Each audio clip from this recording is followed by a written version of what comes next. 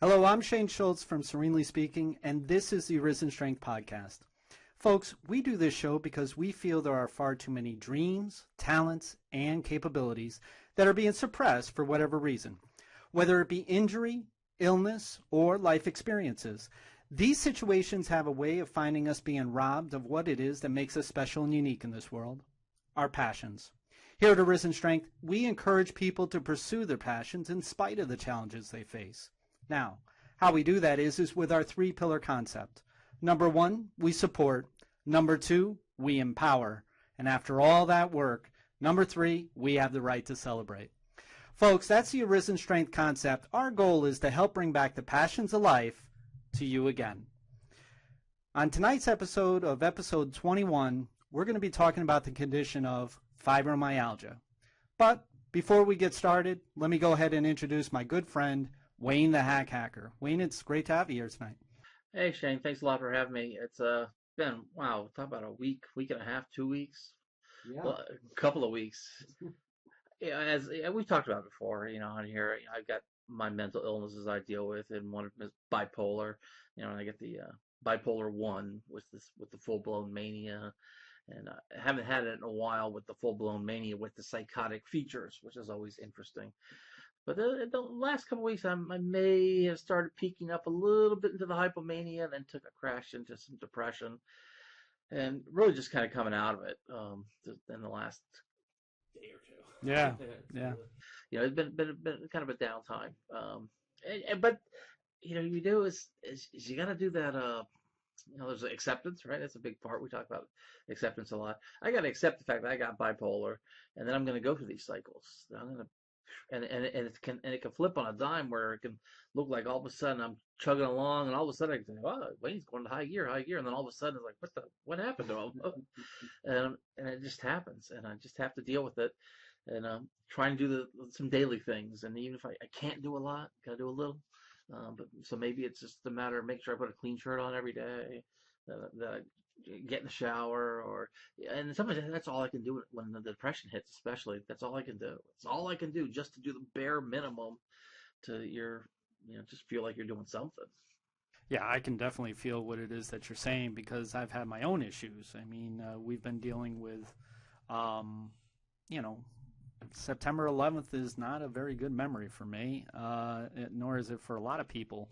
For me, it's a little bit different. I was actually trying to get there when everything was going on, because the girlfriend that I was with at the time, she lived, in right next to there, but she also worked right in the city, so I was trying to get there, and it was just really an experience, I'll say that much. But then dealing also with some other things, of which I've been dealing with an anniversary of a passing of a friend of mine, my best friend actually, and so a lot of things have been just coming and going, but they've been staying too, and so it's been kind of difficult. So I can definitely identify with what it is that you were saying, which kind of really makes me proud of what it is that you were able to put out, as far as the show with World Lyme Day, when we talked about Lyme disease. We had some great assistance with both Terry and Rebecca from World Lyme Day. They're great friends. They knew that everything wasn't 100%, but they worked with us as best as they could, really, and I think we put out a pretty good show. I know we had some great turnout from people coming to both shows, one the one on Sunday, and as well as the recap show, which was just this past Thursday. We had a great time, and we didn't have that 100% either, because we had no video, and we were kind of, we really didn't have any editing, because everything crashed, along with us having our challenges that we were dealing with, our emotions and our feelings on the inside. Yeah, we put out the recap show, and it ran a little bit over 2 hours of just audio. Normally we try to get it down to about an hour of video. So this was just audio. It was much more like a radio show. But the 2 hours, let's look for the bright side. Let's look for the opportunities here. That gave us a chance to participate in the chat room for we were in there almost 3 hours, really, by the time we did all the arithmetic, 7:30 to 10:30. It was, it was about that time. Yeah. We did have the live studio feed, so we did have video before the show. There's a little feature we've been kind of playing around with, trying to get a live studio feed in there. So that was fun. But, very active chat room, like as you mentioned, great support from the World Lyme Day people, both on the original broadcast of episode 20 on the recap show. And, lots of good conversation in the chat room. Definitely lots of people out there who can really benefit and do benefit actually from using the pillars and foundations of Arisen Strength. In most cases, that they're not labeling the pillars and the foundations as we label them, but when we point them out to them, they start recognizing that, oh yeah, I do a little bit of that, and that kind of gets you that little confidence that, hey, I can do this, I can stop worrying about the can't, kick the can, and then worry about what you can do. And one of the things you can do is recognize the things in your life that you're already doing that are working for you. That you talk about this a lot. Negative messages takes 10, 15, 20 positive messages to equal one negative message. Just to come out equal. But in your life, you've probably got some positive messages there that are being drowned out by just those negative messages. So it's a matter of focusing the mind, turning the thought, looking in on it and say, you know what, I am doing some things. Even when I was really struggling this week, I had to recognize that, well, at least, I had a clean shirt on today. Yeah. It was something that small was enough to sort of kind of keep me going. And then there was the acceptance part when the show was crashing and trying to get the video and stuff out and the editing, and it was 2 in the morning. It was after midnight, between midnight and 2, and it was just not going well.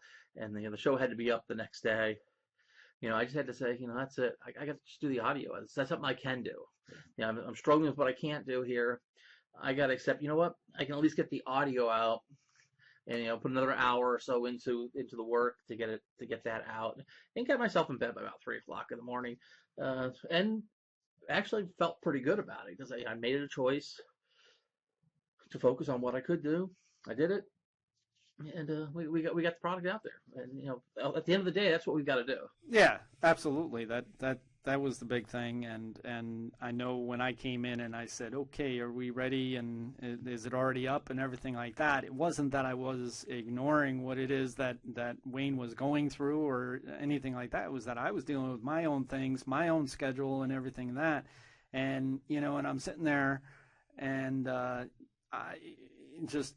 I normally when I come to Wayne and I say, is it done? He says, yeah, it's been done. So when I said that, it was just kind of out of the ordinary as to where it's like, well, and I'm like, okay, what's going on? And then he said just the audio. But you know what? We also had, you mentioned that we had some help with World Lyme Day. They've been great supporters, not only for Lyme disease show, but all our shows. We also were able to do something that was really cool. We were able to add somebody very special to the Arisen Strength team. Her name is Angela Harding. She was a featured interview on the recap show for Lyme disease. She's a holistic RN, registered nurse. That's what that is. And, she was great. She took the time out to make sure that she was able to get into the Arisen Strength showroom for the show and the meet and greet beforehand. So that was pretty special. And now that she's going to, be helping us out on all our shows, as well as some other things that we have planned in the near future, I'm really excited to be able to have that come along. And back in the day, if I was feeling the way that I was feeling and so forth, I'd be too busy spiraling downward. I wouldn't be looking at, things forward. I wouldn't be looking at a positive or anything in that sense. And I would have probably missed out on that opportunity. I was able to push through what I was going through, still struggling, still challenged with what I was dealing with, but I was able to push through and get to that point. So, we've got a great benefit there. Yeah, as you mentioned, it was a great interview with her, and we did indicate that the show ran about 2 hours of audio. About 50 minutes of that, a little bit more than 50 minutes, was with Angela, and it is a great segment. I really highly recommend if you missed that part of the show, or if you hadn't heard that show, go back, listen to Angela's interview, and then really get a sense. That's going to be a person that we're going to be dealing with using, and she's going to be sharing with us for a long time to come, and we're really looking forward to that. Yeah, But that was that episode. that's that episode. Episode 21, Fibromyalgia. Go ahead and set this first interview up with us. Well, I tell you, with fibromyalgia, this is going to be our last show that we're going to do in regards to this series of chronic illness. We're certainly not going to stop here as far as our advocacy for these types of conditions and challenges that people are facing. But this happens to be our last show for the series, and I chose fibromyalgia for a reason, because we're wiped out. We really went the extra mile to be able to bring awareness to all these autoimmune illnesses and everything in that sense. Well, fibromyalgia is a little bit different. Fibromyalgia is not an autoimmune disease, but it's still a chronic illness because it is actually considered as a musculoskeletal disorder. And what that means is that you're talking about the nerves in the brain, and you're talking about the muscles in the body, and they are not working well together. And it's also the fibrous tissue that's within. Tissues. Yeah. So, but the symptoms are very overlapping. They're very similar to what any autoimmune illness is out there, whether it be multiple sclerosis, whether it be Lyme disease, whether it be lupus. There's a lot of different similarities to those symptoms. So we chose fibromyalgia to be the last one in the series for a reason, because I know a little bit about it from a family member who has dealt with fibromyalgia. I know what it is that her doctors told her a number of times, of which I wasn't altogether pleased with when I was younger. And I'm not altogether pleased with as I get older either. And so when it came to choosing fibromyalgia, I know that people are literally exhausted when it comes to dealing with the fact that they're being told in some cases that it's all in their head, and that that there is no such thing as fibromyalgia. Well, let me tell you something. There is something that's going on here, and whether you want to call it fibromyalgia, I don't care what you want to call it. You could call it an illness X. I could care less. The bottom line is that there's an effect going on, and people are calling it fibromyalgia, and that's fine with me. And the only thing that we care about is that there's an effect for a person. I leave the treatment and the medical side to the professionals. This show is for that person, so that we can help that person the best way that we can, so that they can be optimal for change, they can be optimal for better health, in the long run. Now, speaking of our interviews here, we actually have two interviews. We have our first interview, which is going to be Betty. Betty is actually a senior admin at the Days Community Center. She works with Ellen Stone.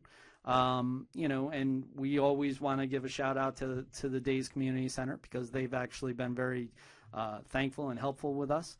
And staying, actually inviting us to be a motivating factor with all their pages and community pages. So we definitely want to, give a shout out. Betty is going to be talking about her daily life dealing with fibromyalgia, and it's pretty telling. It's pretty detailed. She's not one that really elaborates a whole lot, but she definitely gives you the picture of what it's like to deal with this debilitating condition on a day-to-day basis. So why don't we go ahead and get right to that interview.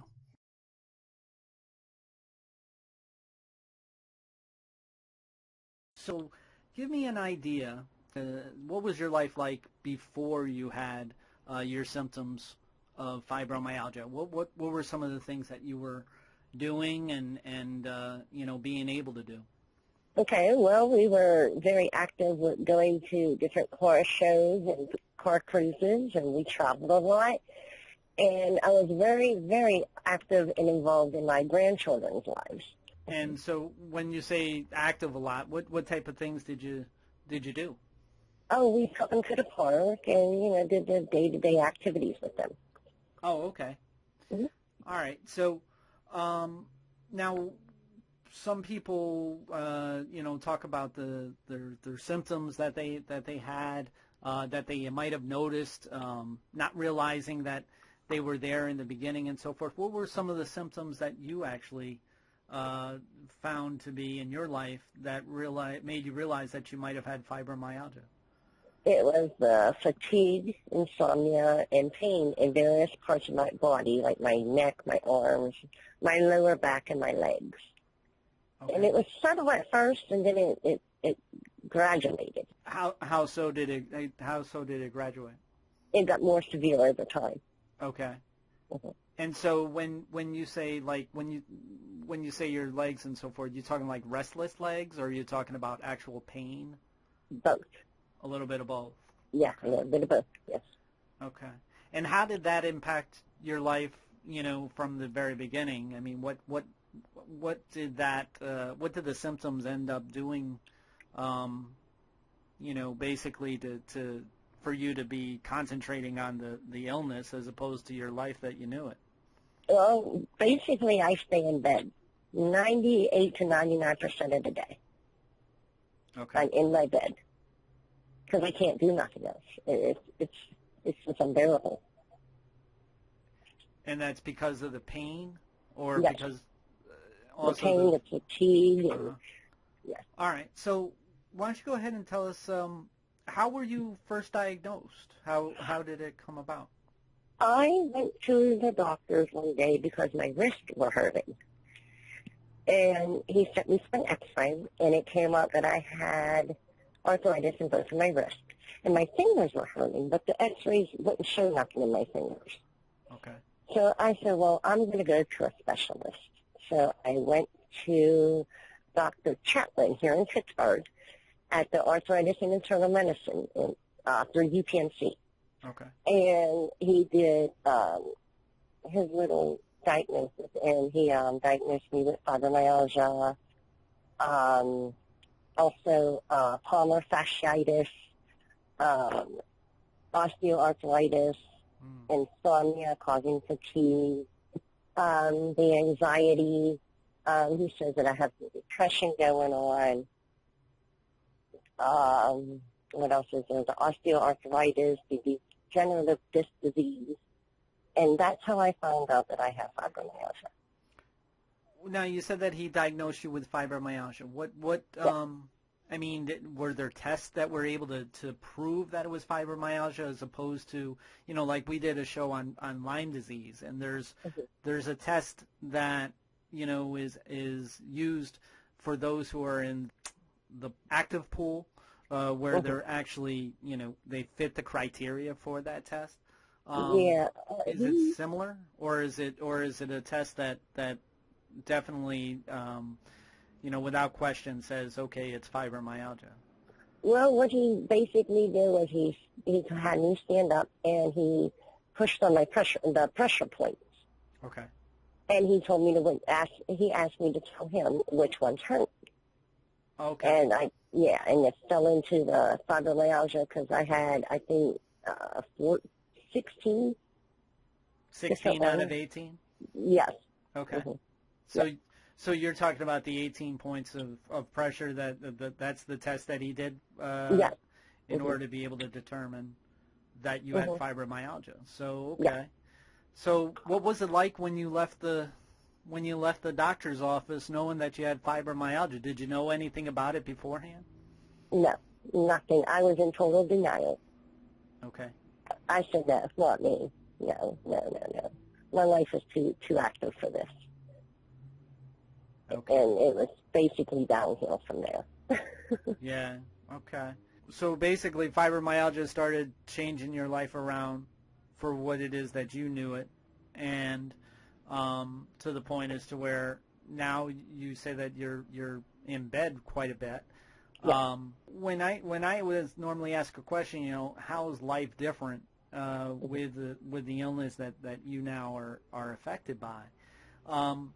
What are your symptoms like today? I mean, what are some of the symptoms that you go through on a daily basis today as opposed to when you started?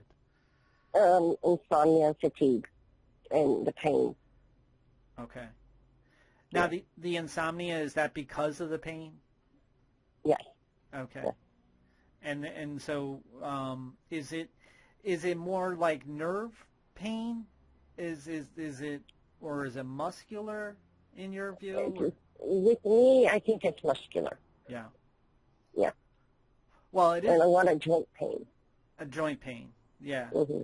The thing is, and like I mentioned before, it's kind of categorized differently from an autoimmune illness because it's actually known as a musculoskeletal illness, and so so it has to do a lot with the muscular functions of the body, but it has overlapping symptoms of what would be very normal for an autoimmune illness.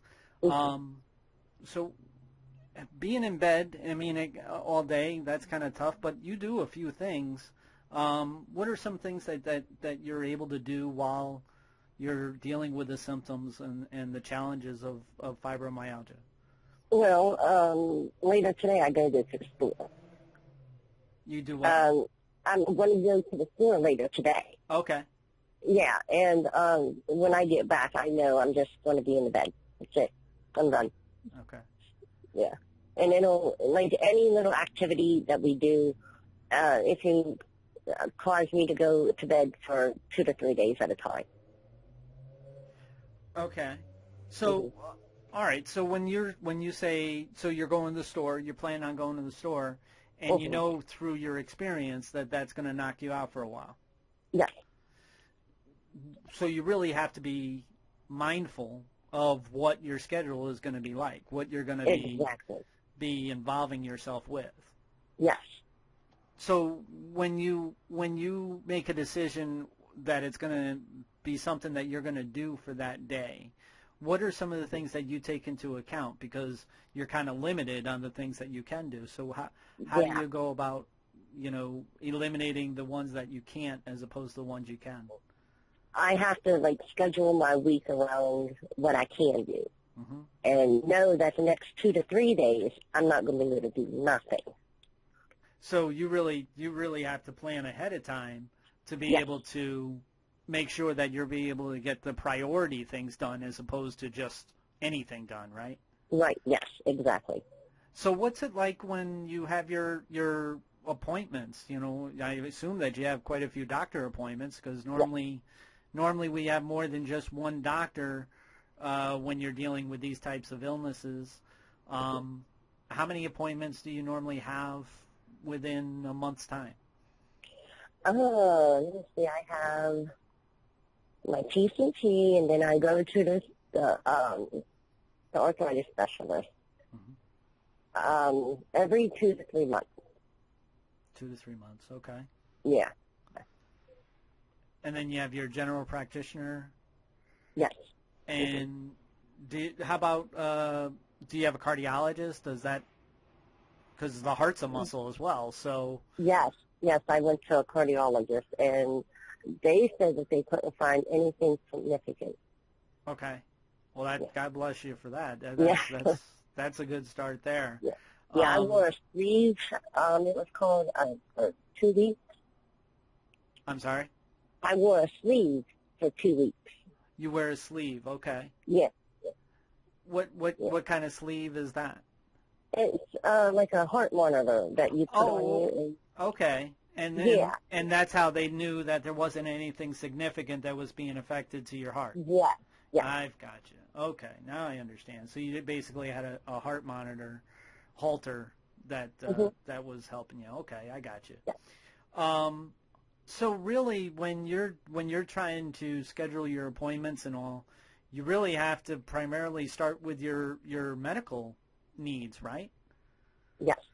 And that's pretty much going to be what, 70% of your 70% of your ability to get done, or yes, something in that sense.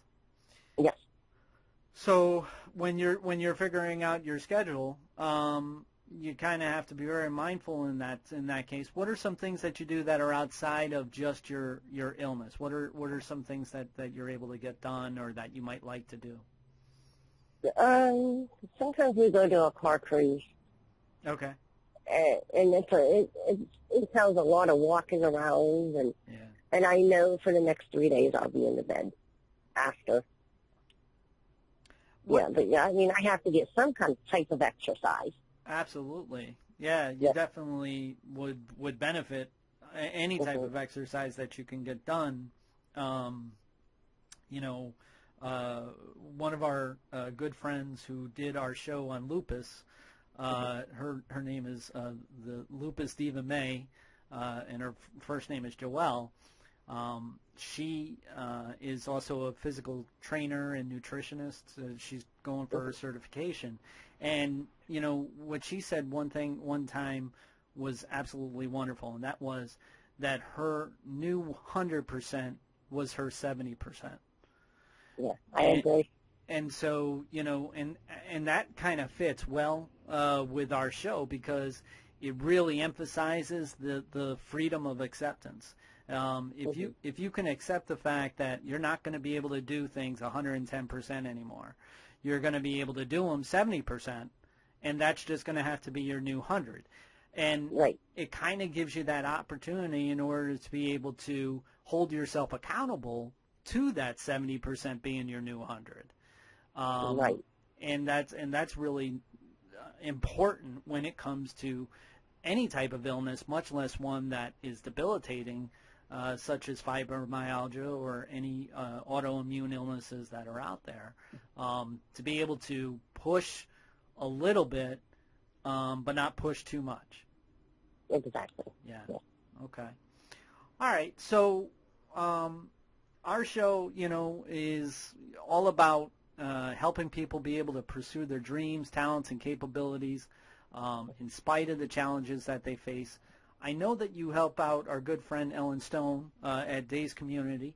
You're a senior admin, or I believe, right? Yes. Mm-hmm. And so, you know, we always want to be able to give a shout out to the Days Community, as they were very generous in welcoming the Arisen Strength family. What are some thoughts that you have? What are some, you know, like if you got a list that's out there that you want to get done, you know, either in the very near future or in the future, a few years from now, what are some things that you might have in mind that you want to get done?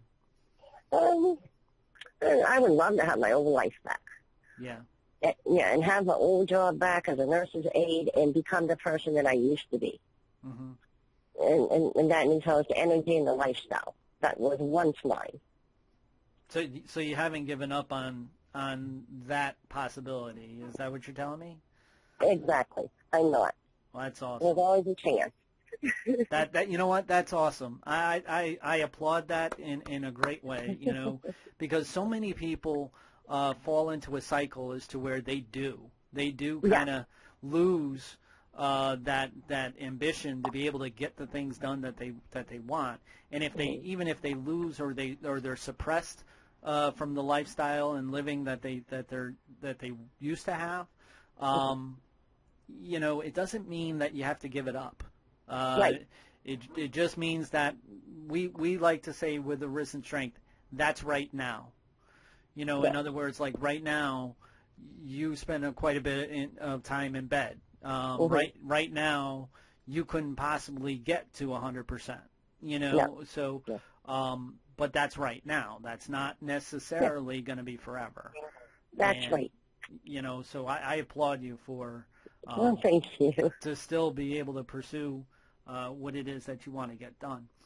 Finally, can you share with me in a brief message or something that you would find to be helpful to someone who either has fibromyalgia or maybe even somebody who supports somebody who has fibromyalgia?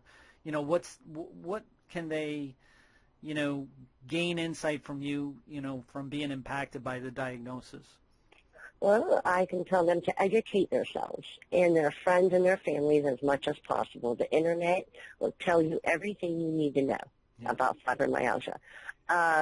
Find support in friends and family and support groups. There's millions of them out there on the internet. There's counseling. Yeah. I highly recommend counseling. Yeah.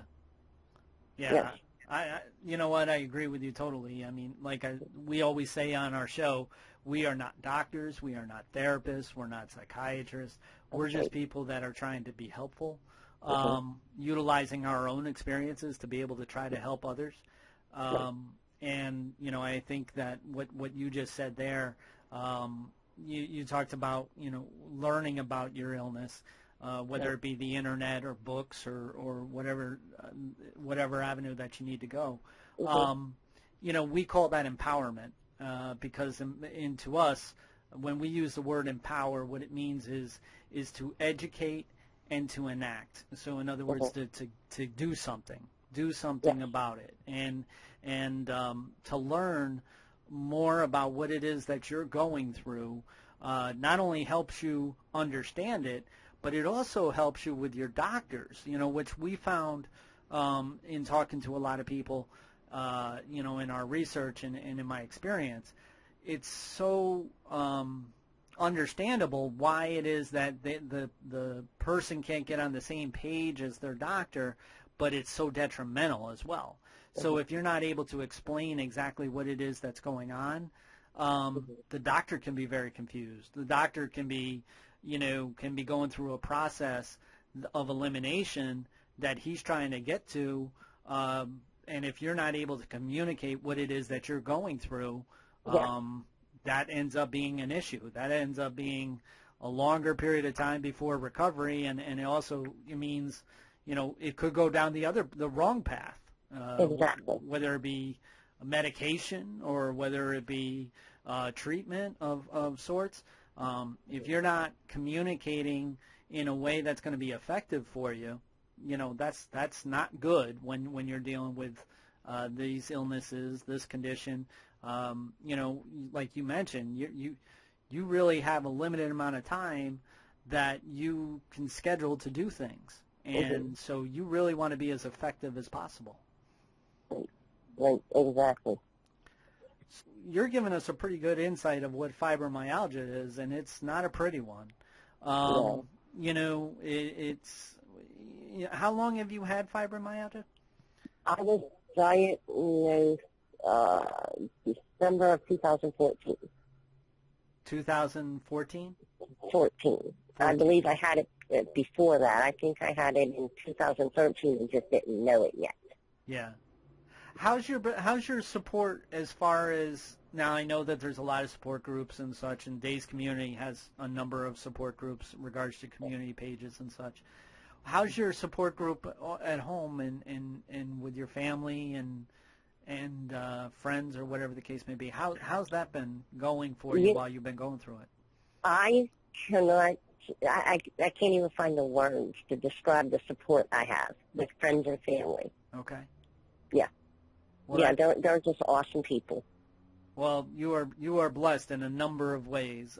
Yes. You know, because unfortunately there are some people who are going through either the same thing that you're going through or something a little bit similar, and you know, they don't have that. It's really, it's very difficult for somebody who loves somebody who's going through these types of conditions, because it's not the easiest thing to watch somebody go through these conditions. You know, so you are blessed, and I'm so glad to hear that you have a great support group. And now you got Arisen Strength in order to be able to help you not only with fibromyalgia, but anything else that, you know, our show can bring around to be able to help you out throughout the day. You know, that's our purpose in life, is to be able to, you know, be able to make people think a little bit differently from a different angle so that they can make their life a little bit better than what it was the day before and the day before that. So, listen, I really appreciate your time, you know, for helping us out here. You definitely gave us a pretty detailed description of what it's like to have fibromyalgia. We certainly do hope that you are able to pursue your career again. And if as things progress, please keep in touch with us. Okay. I mean, you're part of the family now, and so keep in touch with us. Let us know how you're doing, because we certainly are going to be eager to hear that you're getting better and that you're being able to pursue the things that you used to be able to do. That because that's really what makes a person is those passions in life. That's what makes a person special and unique. And Yes. there's no question in my mind that you're quite special and unique yourself. So, Oh, well, thank you so much. boy, I got to tell you, this condition of fibromyalgia is one that just wears you out, and Betty does a whole lot about talking about how that works. Yeah, it was grandkids. They any grandparent will know. Grandkids when they're around, they take a lot of energy, but you want to spend the time with them, and that's one thing that she knows she has to watch out for. She can't do that every day. Yeah, I mean the one thing, I'll be honest with you. When I first started the interview, I was a little bit concerned because the first thing that she talked about is that I'm going to be in bed for 99% of my life, and I was concerned about that. And next thing you know, as we were doing the interview and so forth, then she started talking about some things that she liked to do and that she, going out to car shows, playing with her grandchildren. But at the end, she really came out like a trooper when it came to, I've got to do, I really want to be a nurse's aide again. I want my life back. I want to be able to play with my grandchildren. I want to be able to just go to a car show. I want to be able to just go travel or whatever the case. And then we really came up with a conclusion that, for right now, she has to really be careful about how she schedules things because it has to be a priority list so that she can get as much done that she can while she is able to deal with it physically. That's something that's very important when it comes to this condition that people are dealing with on a daily basis. That's the acceptance piece that we like to talk about.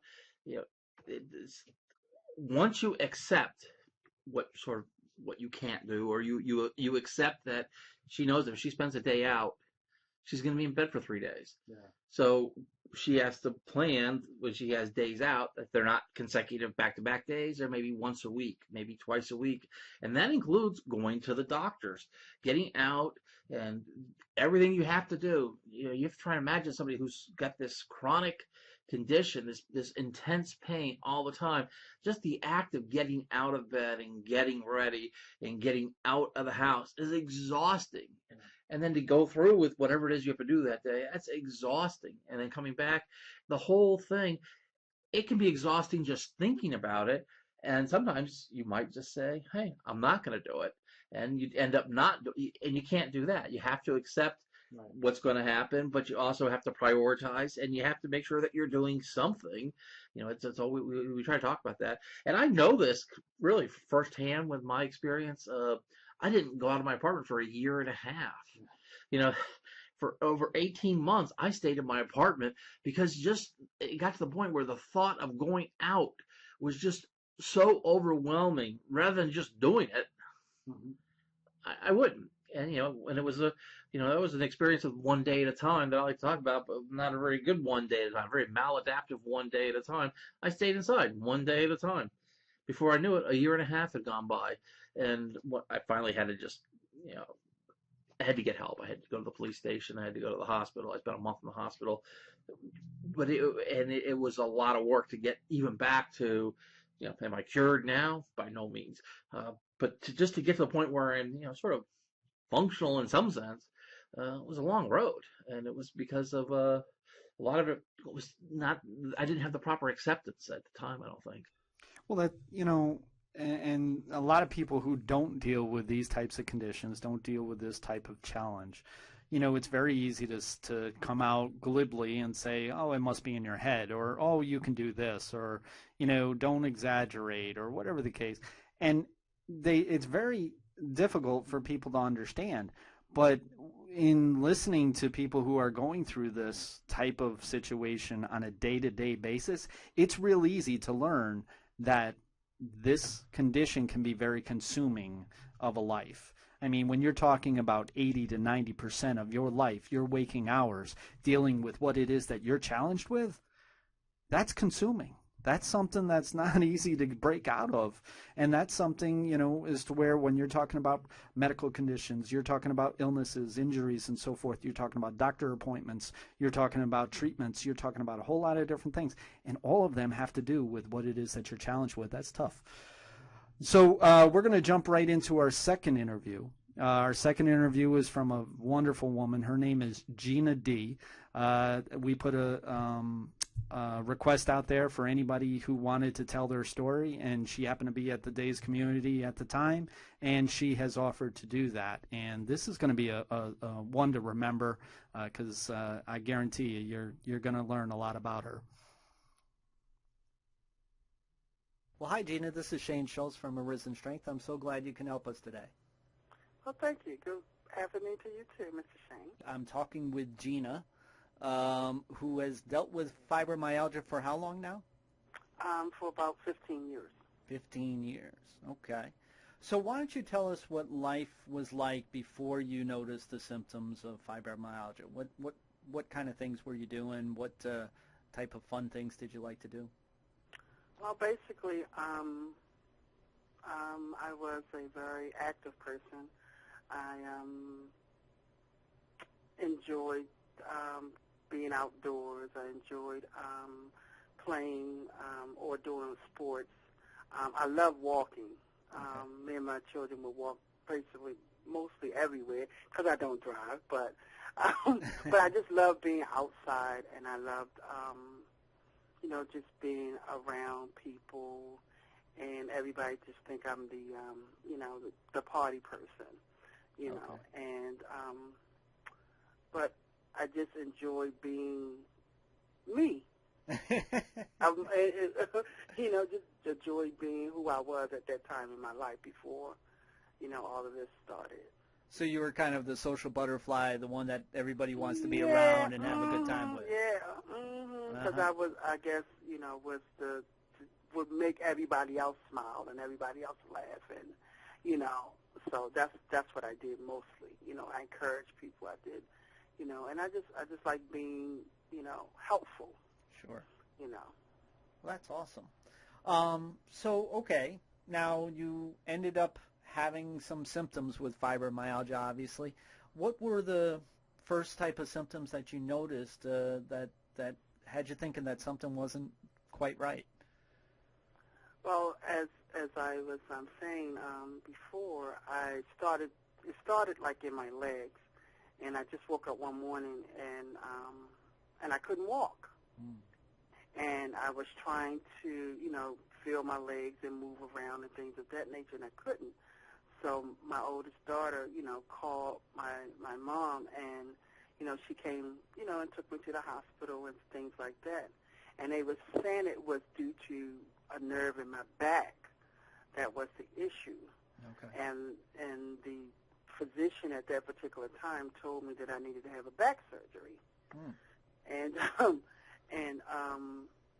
that if I didn't, that within 3 years or so, I would be in a wheelchair. Well, it's been long ago, and I'm still not in a wheelchair, so I just basically got myself together, and I left that particular hospital. But it led me to believe, me not knowing anything, that I had back issues. Okay. That something was actually wrong with my back, so I thought that that's what the problem was.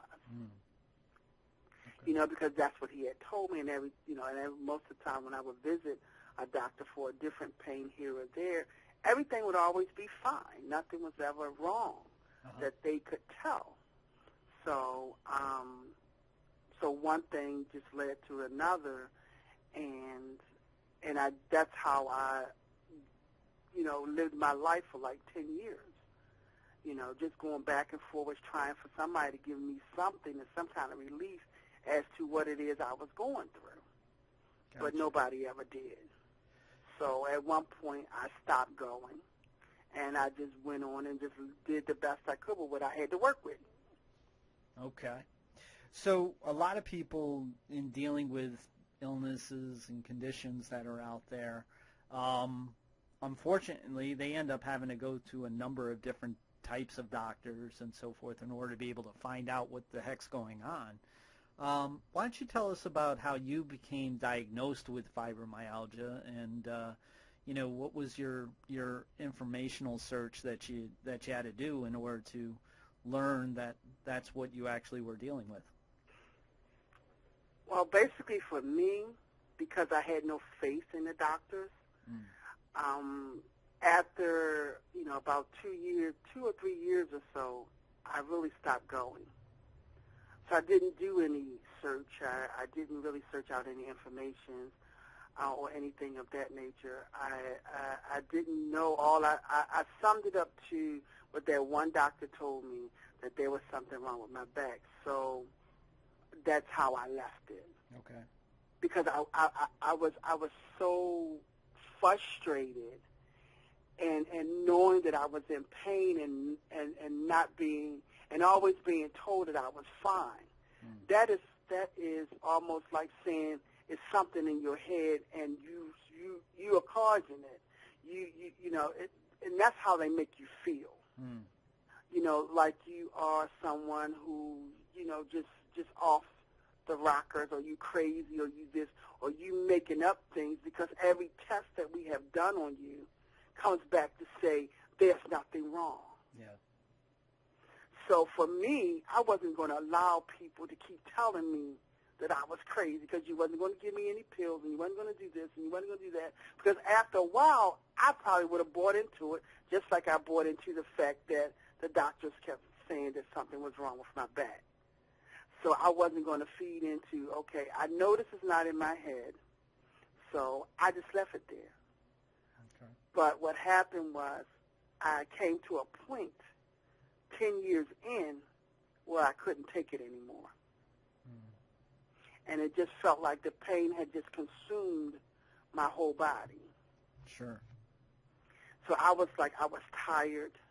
I couldn't do anything. I would come home from work, crawl in the bed, and go to sleep. There's one thing that was good about it. I could hide it. Okay. Because once I got finished at work playing that role, because that's what we do. We fit into whatever role or whatever setting we come to. Action, the camera's on. So therefore, when I left work from playing that role, I came home, and by the time my children were old enough then, I could, have my oldest daughter do this, that, and the other, and all I could do, shut my door and go lay down. Sure. Get up the next morning, action, let's do it again. But I actually got to the point where I needed to take care of Gina, and I didn't know how. So am I to understand, okay, you said that 10 years in, so it took you 10 years before you found the doctor that gave you the diagnosis of fibromyalgia? 10 years. Wow. It took me 10 years, because so I dealt with it by myself, on my own, not really knowing, not with no medications, not with anything. All I had was faith. My faith kept me breathing at that point in my life. Wow. But as I said, when everything consumed my whole body, and I went to my daughter I had my daughter when I was young, so when I say my oldest daughter, I had her when I was 17, so she's 34 now. And we came home from a trip, from a cruise, and I asked her, I said, can I move? Because she was and she was independent herself. I said, I will help doing whatever, but I've been somebody's parent all my life, and I just need a break. I need a break. And my daughter came, and she saw me coming down the steps one morning, and she said, Ma, go ahead. And I said, just give me 1 year. And she allowed me to move out of the house. And I got me an apartment close to my job. I'm sorry. No. It's just, these types of conditions and illnesses that people face, I mean, they do a job in a lot of ways. It's not just physical. It definitely is emotional. So this is after you were diagnosed with fibromyalgia. You said that I can't take anymore. Well, And that was before. Oh, this was I hadn't before. been diagnosed yet. I left home. Oh, okay. And I left home, and I stayed away for a year. And you had your own apartment, right? Right. I moved downtown to an apartment, and that particular year, like I said, I went to the doctors, to the same doctor that I have today, and I told him that something was wrong with my head in the back of my neck. That's where the pain started, and my hips. I really thought that my hip, I was going to need a hip replacement bad as it was hurting, and I didn't know what I thought about my head. I thought I had a tumor or something other like that. And I just actually prayed, and I said, God, it is something that's going on with me, and I just need to know what it is.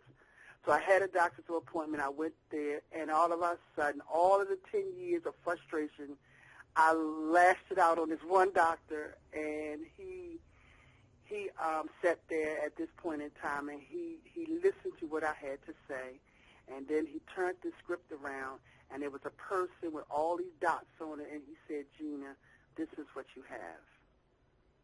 So the dots, were they the 18-point test? Yes. Mm-hmm. Okay. And how many points? How many 18. points?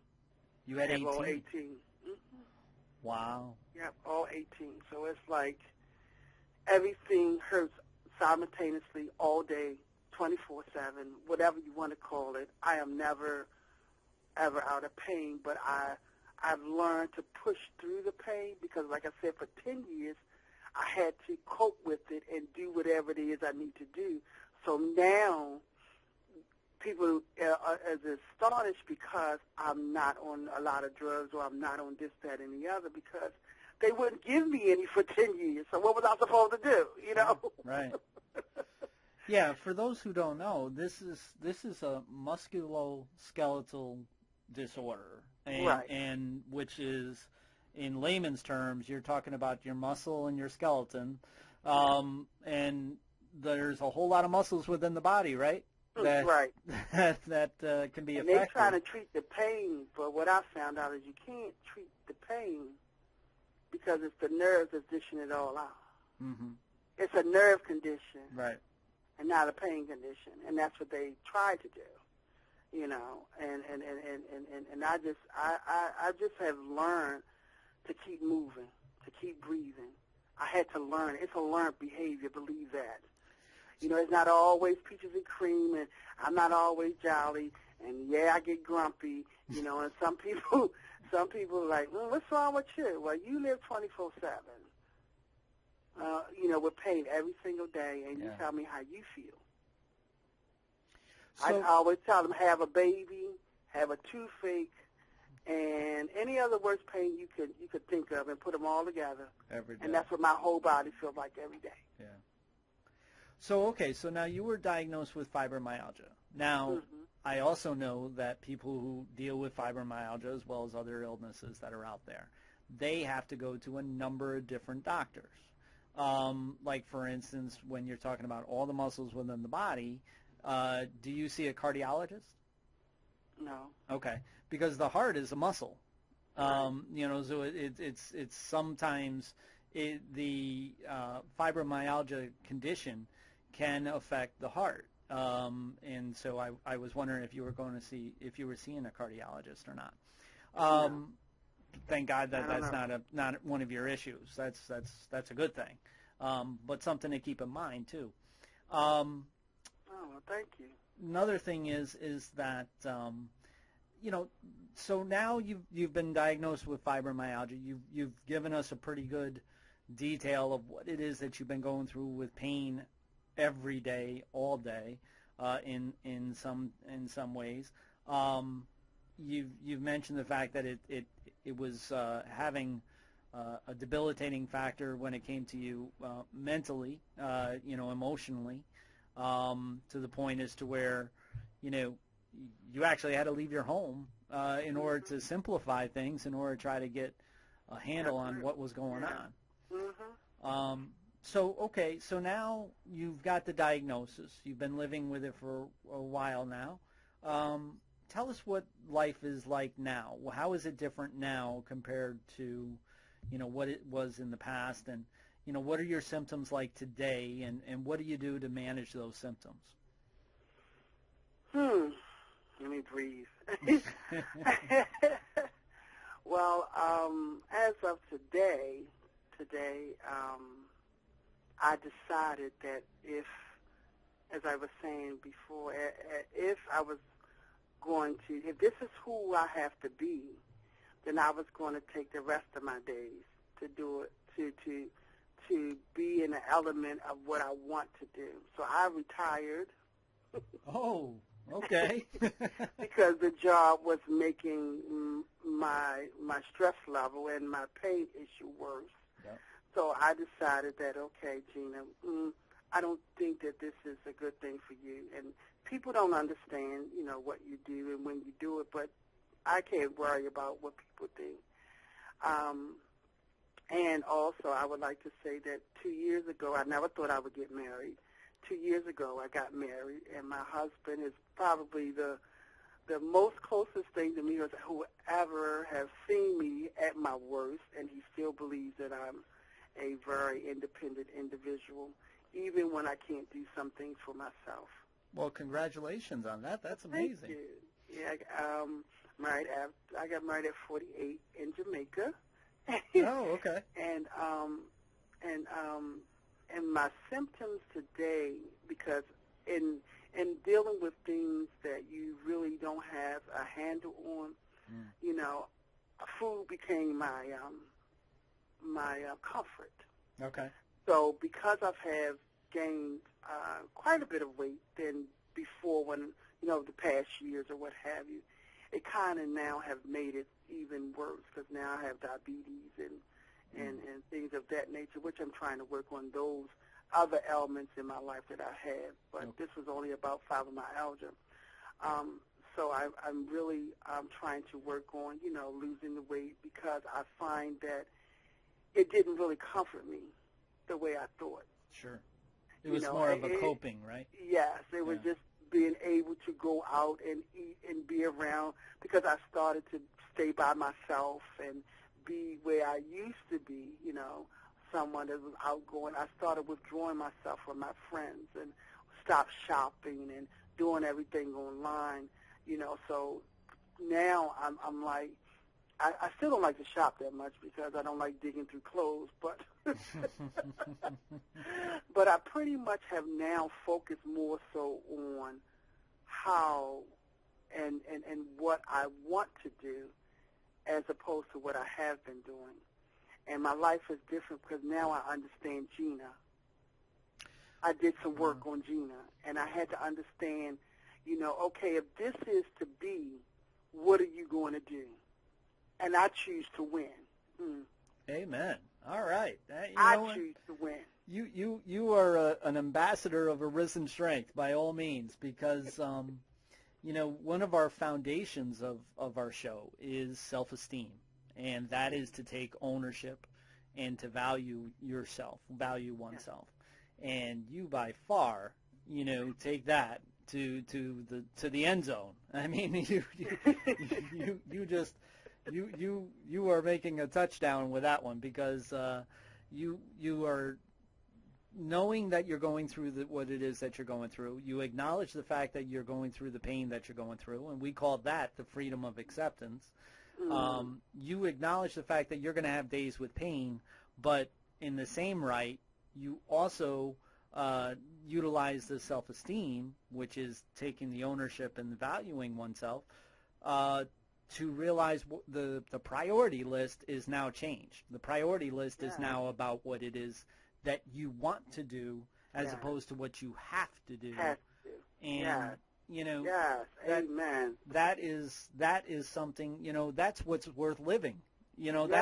That's living as opposed to just existing. Yeah. And that's amazing. You, like I said, you're a perfect ambassador for the show. So now you still have quite a few doctor appointments though, right? Yes. Yeah. Okay. Yes. Matter of fact, I have one at the end of the month. I have like 3 at the end of the month.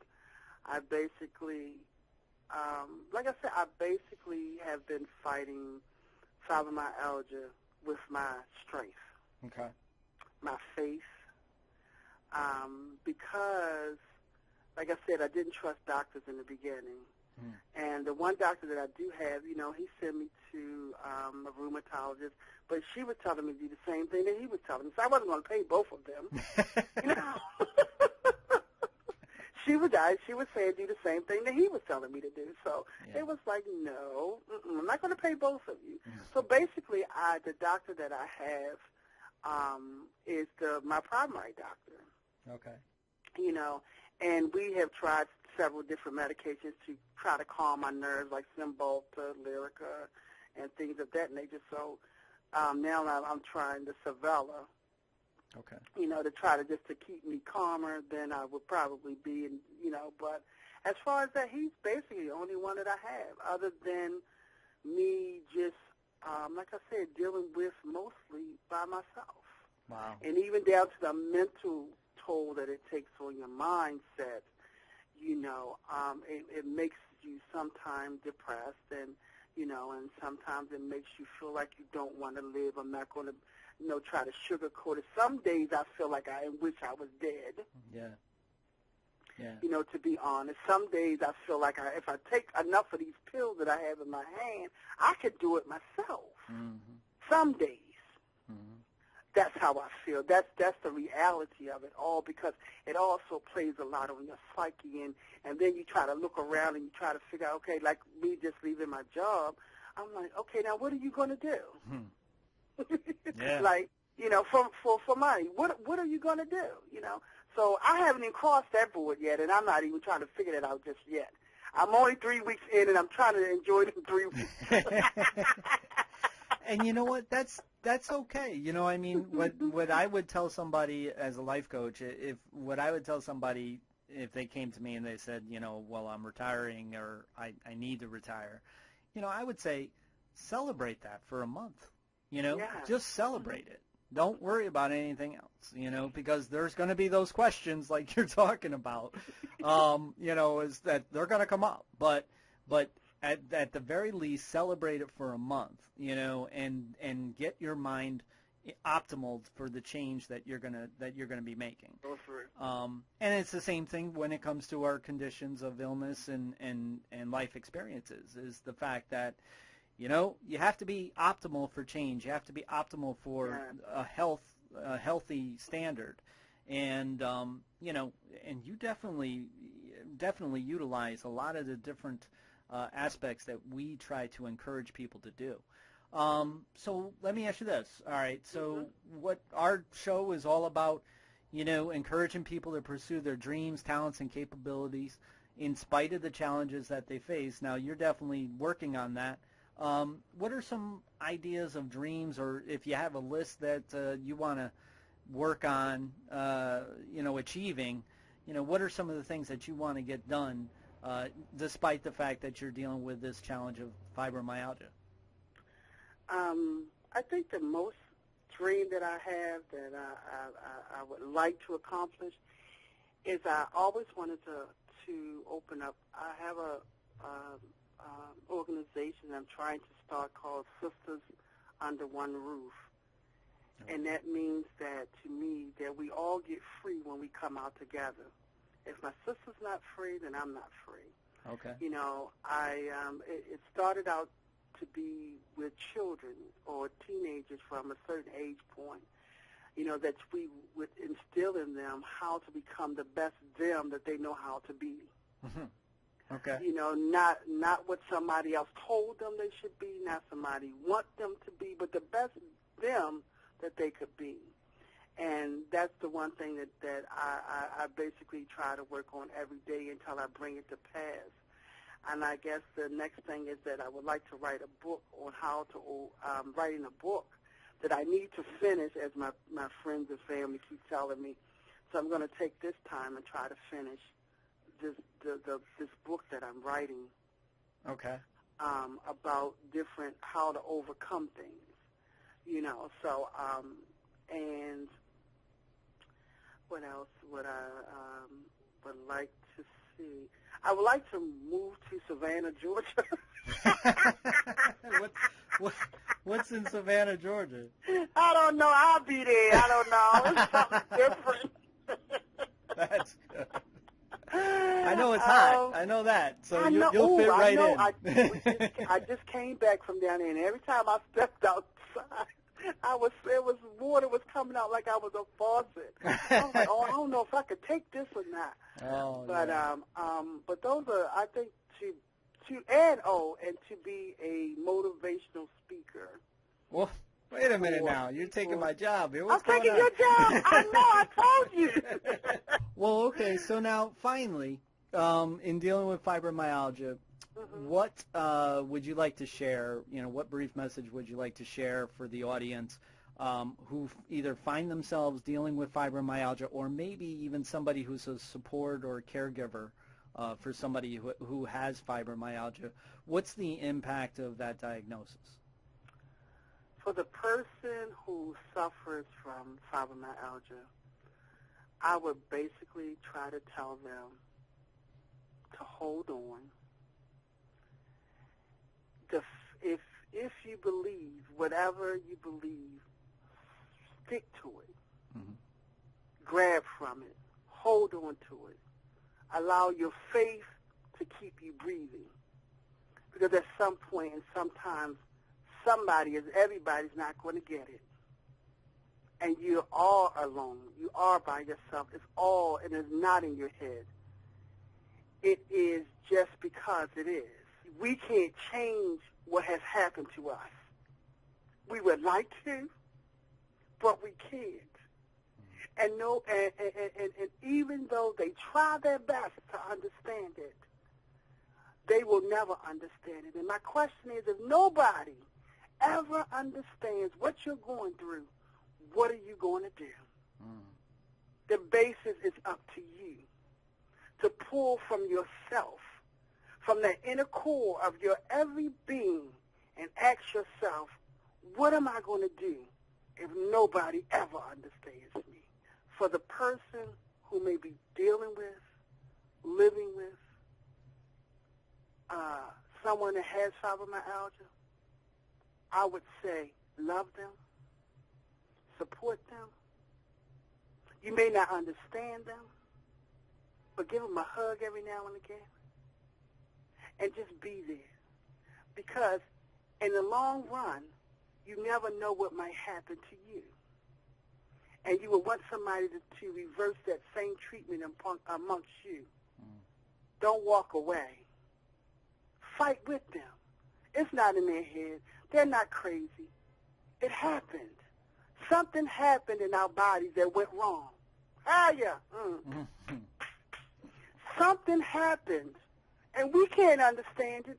We don't know what happened, but it did. Just love us for who we are. Just because we look fine, don't make us do things that you know we can't do. Just love us.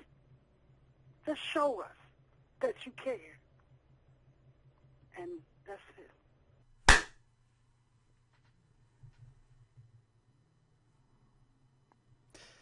Man, I told you that Gina D is going to be somebody to remember. That's for sure. Yeah, it's a great interview. I mean, you talk about somebody who's embracing the moment. She's got this intense, constant pain. She talked about that, and can she do everything pain-free that she wants to do? Absolutely not. Does that mean that she just gives up and does nothing? No, absolutely not. Look at her. She's gotten herself married recently. Yeah. Retired. Newly retired. For some people, retirement might be like the end of the line, but sound from her description, that's the start of a new chapter, which it should be. It's the start of maybe a new book. I mean, she's ready to really, take on and attack the world and do what she can. One thing about it is that, you heard the pain that she was going through, especially when she started tearing up right on the interview. that wasn't to exploit her by any means. That was real. I wasn't gonna tell her that we can't have that by any means. And the thing is that she told a lot of people other things than what it is that she was going through.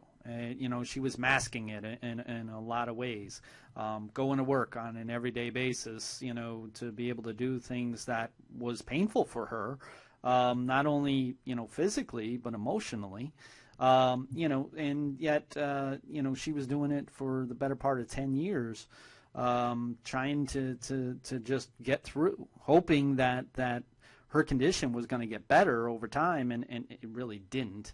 And she's been, she's that prolific person that's a patient, and that is going to any number of different doctors, for one condition that's going on, even though that it seems like it's multiple ones. And, she definitely was having a lot of issues. But the thing is that her spirit and her happiness, within her voice, now that she's retired, she's a little bit nervous on it. You could tell that, but it's like I said, the first thing that I would do and that I would say to anybody as a life coach, anybody who's getting retired, at least celebrate that, celebrate that for at least a month, before you start making decisions of what it is that you got to do, because those questions are going to come up. They just are. Where's the money going to come from? How are the bills going to get paid? What am I going to do with my time? And that's a big one. Huge one for people going to retirement is all that time that was, so focused on getting out the door, getting yourself to work, all day at work, coming home from work, and then trying to clear out the mind from that full day of work. That's all gone. Yeah, right. So you got 10, 12 hours in your day that all of a sudden, what do I do with my time? And that leads to a lot of depression in a lot of people. Sure. That's a lot of downtime if you're not careful and you don't know how to use it, or you're not prepared to use it. But you find a purpose, right? It's having that purpose, living life with purpose. Yeah. Because when you don't do that, it's what we talk about is mere existence, just existing. Yeah. When newly retired people really feel like they're just existing, they no longer feel like they're living. And in some very real sense, you are. And it takes turning the thought, which, as we like to talk about a lot, is not a quick thing. It's not going to happen with the snap of a finger. It's not like turning a light off. It's something that you really have to get adjusted to. And taking that month to sort of celebrate the fact that you're in this transition keeps that positive energy going. Right. And, when you're thinking positive things, then you're seeing positive things, and you're going to see positive opportunities for you. And then you're going to find that purpose. If you hadn't already, you're going to latch onto something that's really going to, get you going. It's going to rev your engine. It's going to give you a reason to live, and you're going to go from that existing, that feeling of just existing, back to living again. And you're going to, it's great to watch it when it happens in somebody's life. And she's doing it on her own. She does it naturally. She's got a lot of things that she has in mind. That doesn't mean that she's not going through what it is that she goes through on an everyday basis. But she has some things in mind that she wants to get done. So I think that that's just amazing. She's an amazing person. She's somebody that, I was very serious when it came to, keeping in touch with us here at Arisen Strength, because we want to, definitely have an ongoing relationship with her, so that we can be there to enjoy the celebrations that she's receiving and going through, and also be there if she needs the support in order to be able to get there to another goal that she has in mind. So, she's just an amazing person. So is Betty. So are a lot of people, that are dealing with these challenges and conditions that are out there. This happens to be the last chronic illness that we're going to talk about in this series. But we're, like I said, we're not going to stop here. We've got a lot of plans that are coming up in the very near future, as to where we're going to bring a lot of advocacy, a lot of awareness, not only to fibromyalgia, lupus, multiple sclerosis, Lyme disease, but a whole lot of things. And so, we're really looking forward to doing that. But I think that we did a pretty good job for what it is that it's our first time that we've done this regards to these types of conditions. And, I think people realize that we're there to help the person while the medical professionals, they're out there to treat the patient. And just as a reminder, we are closing the chapter on this series, but we're not quite done because we got the recap show coming up.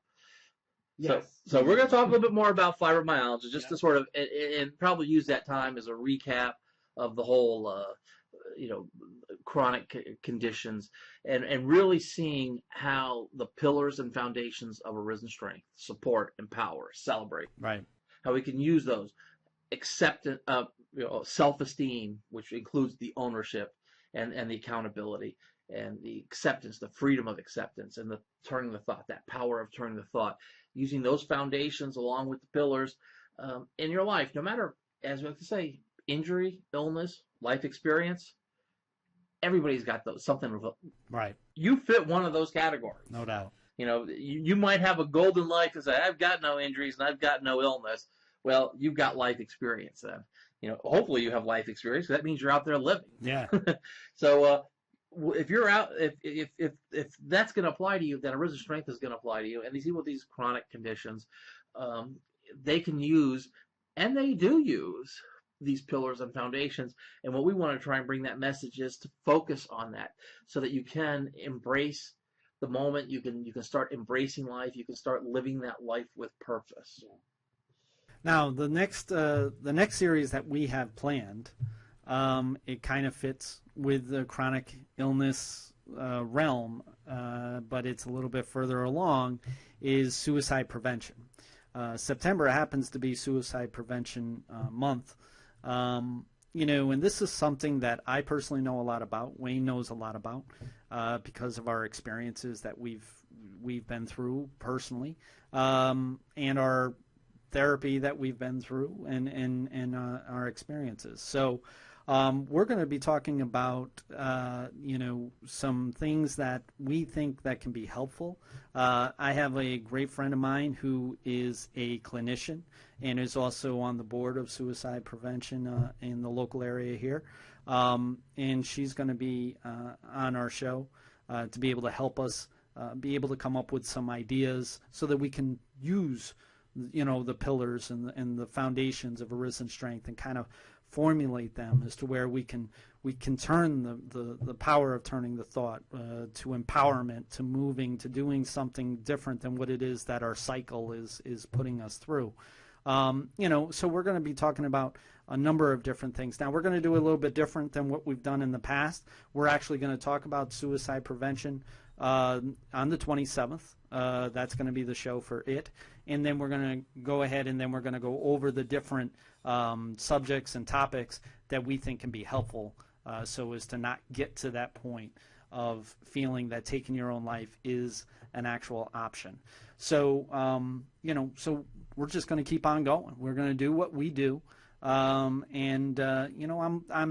It's going to sound kind of strange that I'm looking forward to it, but I'm looking forward to helping a lot of people that I know that are out there that are dealing with that exact situation, to where believing that taking their own life is an option, and it really isn't. So I completely understand that feeling that you have about looking forward to it, and that it's kind of a guarded comment, but there's a lot of truth to it, because I even mentioned that on some of our past episodes, like, well, I'm really excited to be doing multiple sclerosis this week. Yeah. And it's not that I'm excited or happy about the condition. What excites me is how the pillars and foundations of Arisen Strength plug in so well into these conditions, into these illnesses, into these life experiences. How people, no matter where they are, it seems like this may work for you, because I could see, wow, it works here, it works there, it works there. And I think when we do the suicide awareness and suicide prevention, we're going to see that again, where the pillars and foundations, if we can incorporate them into our lives, it's just another tool in the toolbox that we can use. Yeah. For me, my only tool used to be a shovel. I dig myself into a hole, and the only tool I had was a shovel. So when the going got tough, what did I do? I just dug faster. Yeah. Right? That's what happens when you've got one tool in your toolbox. You put more tools in there, and then you can, put yourself in a much better position to get yourself out of a hole. Yeah, absolutely. Hey, I've been there myself. I know what it's like, and I know now what helped me. So if I can utilize what helped me to help somebody else, hey, that's my purpose in life right now, and that's what Arisen Strength's about. Well, that's what we got coming up on this podcast here, this video podcast here at the studio. But that's not the only thing we have going on right now. No, it definitely isn't the only thing going on right now. We actually made an announcement earlier this morning where we decided that we were going to start our own radio network on Blog Talk Radio. This is going to be called Speaking to the Heart Network. It kind of goes off of Serenely Speaking as well as Arisen Strength. The idea of it is to be able to help those people who are in that cycle as to where they're kind of, the cycle, if you go ahead and you take a string and or a rope and you keep on turning it and turning it, well, it just goes into that complete circle on a constant basis and it doesn't break. Well, we're trying to actually make people breathe again. We're trying to make people actually think again. And when you do that, that breaks the cycle. So we're trying to break the cycle of what it is that people are going through when it comes to these illnesses, these injuries, these conditions that they're going through in life experiences. So we're going to utilize a number of different things from physical fitness, nutrition, alternative remedies, when it comes to these illnesses that people are going through. Accountability. We're gonna talk about accountability a lot. We're also going to be talking about motivation, and on a show that we're going to be bringing out is going to be called Transparent Motive, because what that means is that we know what it is that people are going through, and we're going to try to help them as best as that we can. Some of the people that we're going to feature are going to be our friends that we've had here on the show. We've got the Lupus Diva May. Her name is Joelle. She's going to be doing the physical fitness and nutrition. We've got Angela Harding, which we just added to the Arisen Strength team as well. She's going to actually have a show that's going to also include her husband, Bill, and her daughter, Abby. To where they're going to be talking about a lot of different things from, alternative remedies for illnesses, also lifestyle changes. They actually have a purpose of their own. It's called the Rustic Life, and it's really kind of cool. And I think that a lot of people are going to kind of identify and kind of change over to some of the things that she has in mind. Then we've got Gina D. We just learned about Gina D, but we're going to put her right to work. She's actually going to be doing a show with myself. That's going to be the Transparent Motives. As to where we're going to talk about motivation and trying to help somebody get through, the tough times. And for those who aren't going through the tough times, those who are looking just to be on a different level, to be motivated to another level, we're going to try to do that. We're going to be doing a whole lot of different things. That's not the only thing that that we're thinking about. That's just the beginning. Normal, people would say, well, geez, why don't you just start with one show? We already did that. We did that with Arisen Strength. Now we're going to do a network, because I think the network will actually help others out there, because there's going to be different audiences for each and every show that's going to be coming up. Yeah, it's mind, body, and spirit. People, we're all very complicated people, and we all, have unique journeys. We're all in different places in our lives. So a lot of times just one show might not quite fit right for you. Right. But we'll break it up, because there's a lot of people out there who are interested just maybe in the fitness and nutrition part. They might just be interested in the accountability part. We're going to have these little segments, these little bit more niche type shows. To all together, they're addressing mind, body, and spirit. They're all going to be really rich with the message of Arisen Strength, the pillars and foundations of Arisen Strength. And they're going to be speaking, hopefully, to a much wider audience than, say, fibromyalgia. It's kind of a narrow audience in Right. some sense, but we want to speak to a wider audience, and it's always been our goal, which is why we've been mixing up the topics here. We do mix up the topics because we want to see that Arisen Strength pillars and concepts really do, pillars and foundations really do fit in for anybody's life injury and illness and life experience, and so it's just it's really the evolution, right? It really is. It's just the next step that we're doing. We've got a number of things that we have in mind in the future that are far in the future. But this one is one that we could bring up a little bit closer and to our present, to where we can, be able to reach other people, be able to reach other audiences with our concepts. Because we've always said that our concepts can work with anybody, because anybody out there has injury, illness, or life experiences. And life experiences doesn't have to be depressing. It doesn't have to be something that's not working right. It could be somebody who actually had a good life experience and wants to come up above, and keep that momentum going. That happens. Learn, improve, share. Absolutely. That's from positivity. You can have some great things going on in your life. You can amp it up a little bit, you step that one up, you improve it, and then you can share that back with other people. Sure. And it keeps you, it's these cycles of positive cycles, not a vicious cycle, but a golden cycle, something that's just, it's reinforcing, but it's reinforcing on the positive side. Yeah. And that's, and we do that, so we like to think those, two things, at least I like to say a lot, if I can only get the words out, are performance feedback revision, which is, that's what we do, day in, day out. We're out here, we're putting the show out there, we're listening to your feedback, and then we're taking some of that and we're saying, okay, how can we incorporate that? How can we change a little bit of that? And related to performance feedback revision is learn, improve, share.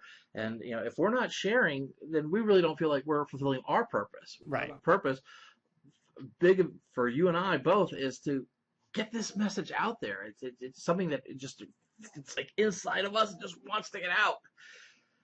Yeah, I mean, and it's Arisen Strength for a reason, because it's within us and we want to bring it out. And so we're gonna have a good time. We're gonna be learning as we go along. I've been on a number of Blog Talk shows, dozens of them actually.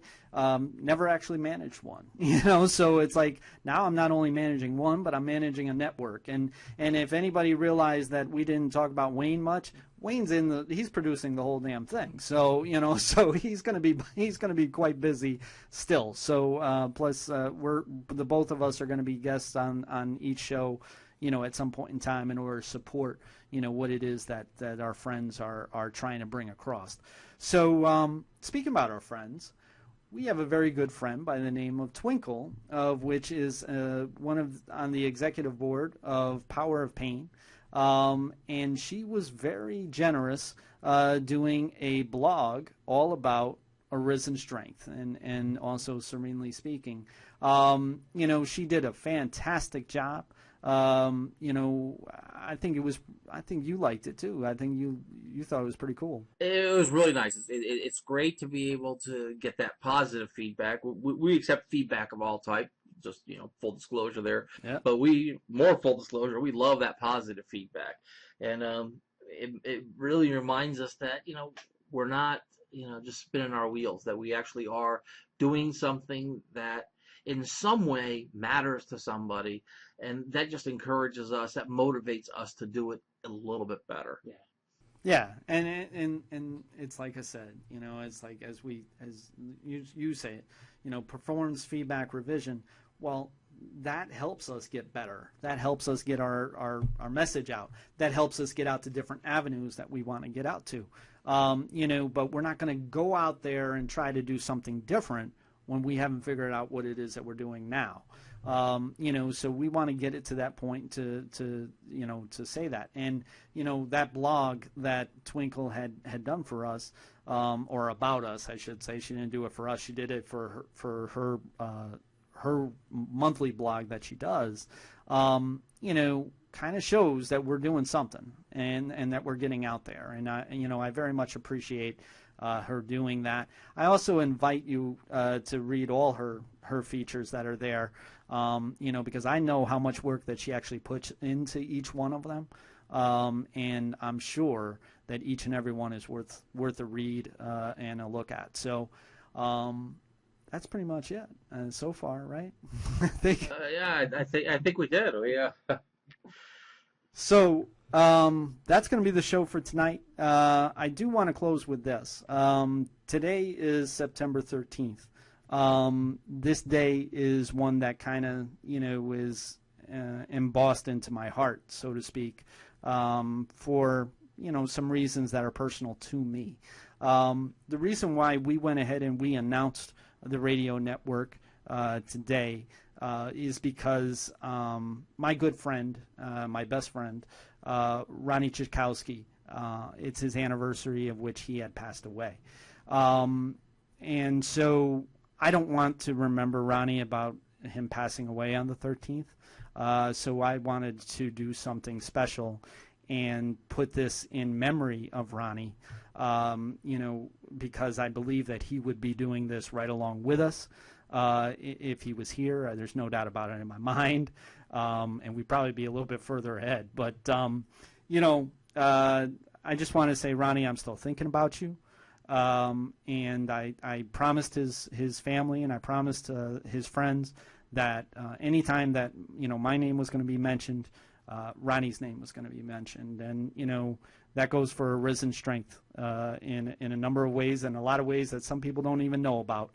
The logo itself is all about Ronnie because of the starburst. So, I just wanted to do something that I could give, in memory of my good friend. So that's tonight's show. We're going to be doing the recap show for Fibromyalgia. What date is that going to be? That's going to be what, the 24th? 24th? 23rd? It's a Thursday. Yeah, it's a Thursday. Hang on. Please hold. It is the 24th, Thursday, the 24th. We do have 2 great interviews for that show. Oh, yeah, Chatsy. We haven't talked about that, have we? We've been having some fun with that. We've been having a lot of people come and check us out, where they can actually watch the show as well as chat with friends all at the same time. We call it the Arisen Strength Showroom. So definitely take a look at that. And if you happen to not be able to see the show when it airs at 8 o'clock Eastern Time, we also have our YouTube channel, of which has been great. It's where we store all our shows, and as well as our interviews, which we actually do the full interview, because of time constraints on the show. Sometimes we just can't have the full interview, but we actually, post the full interview on YouTube. So, check us out at our showroom at Chatsy and YouTube. Go ahead and check our channel out and let us know how you think we're doing, and we'll go from there. But for tonight, we're going to leave it at that. And I want to say, folks, thanks for coming, and live life with purpose. Have a great night. See you in Chatsy.